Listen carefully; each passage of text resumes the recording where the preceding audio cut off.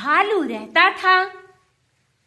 उसने एक गुफा बनाई थी अपने लिए और अपनी उस गुफा को कई रंग बिरंगे फूल पत्तों से उसने उसको बहुत ही सुंदर सजाया था, जिसके कारण उसकी गुफा बहुत ही आकर्षक दिख रही थी।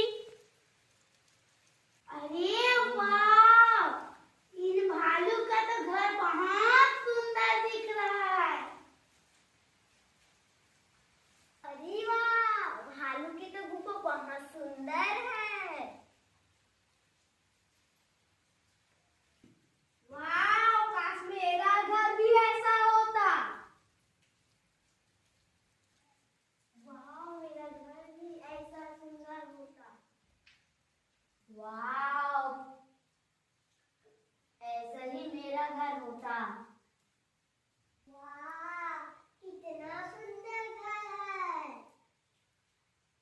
वाह! कितना सुंदर घर है।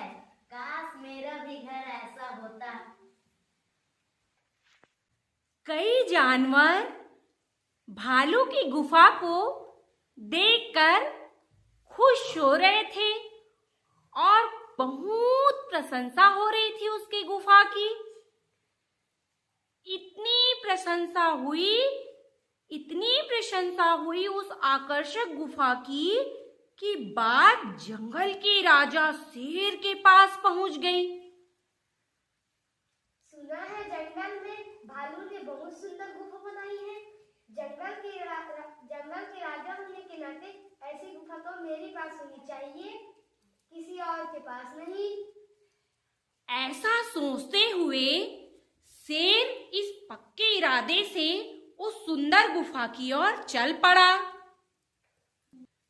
गुफा की सुंदरता की प्रशंसा करते हुए शेर अंदर आ गया। अरे भालू, तुम्हारा तो गुफा बहुत सुंदर है। मेरे जैसे शेर के रहने के लिए ये बहुत ही अच्छा है। आज से मेरी संपत्ति। निकल जाओ अपने घर से। महाराज, ये मेरा घर है।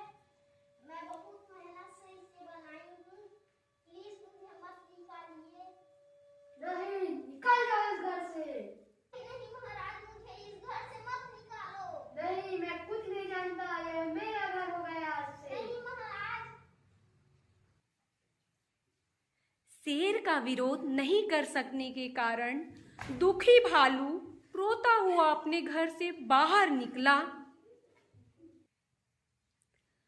भालू जब जा रहा था तो उसे एक लोमड़ी दिखी। क्या बात है भालू, तुम इतने उदास क्यों हो? क्या बताऊं लोमड़ी, शेर ने मेरे घर में कब्जा कर लिया है। चिंता मत करो तुम, मैं जैसे कहता हूँ तुम वैसा करो। लोमड़ी ने चुपके से भालू के कान में कुछ उपाय बताया। अगले दिन भालू लोमड़ी के बताए अनुसार अपनी गुफा में एक थैला लेकर आया। शेर उस समय सो रहा था। बिना आहट किए भालू थैले को अपनी गुफा के पास छोड़कर वापस आ गया।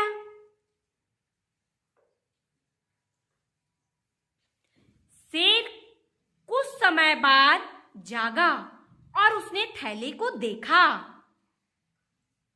अरे, इसमें क्या हो सकता है? अंदर क्या है जानने की कौतूहल में उसने थैले को खोला। थैले के अंदर से सैकड़ों मधुमक्खियां निकली। उन्होंने शेर पर आक्रमण कर बुरी तरह से उसको डंक मारना शुरू कर दिया।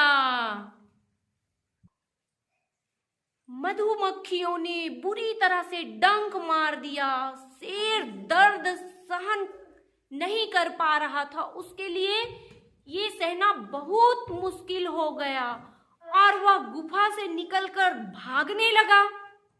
पर ये क्या, मधुमक्खियां भी उसका पीछा करना नहीं छोड़ी। दूर दूर तक उसका पीछा करती रही। शेर भागता रहा, शेर भागता रहा, भागता रहा, लेकिन मधुमक्खियां उसका पीछा करना नहीं छोड़ी। वो बुरी तरह से घायल हो गया और उस गुफा को हमेशा के लिए छोड़कर वो भाग निकला।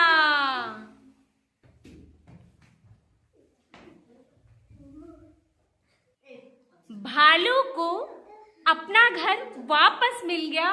भालू आज बहुत खुश था अपना घर वापस पाके।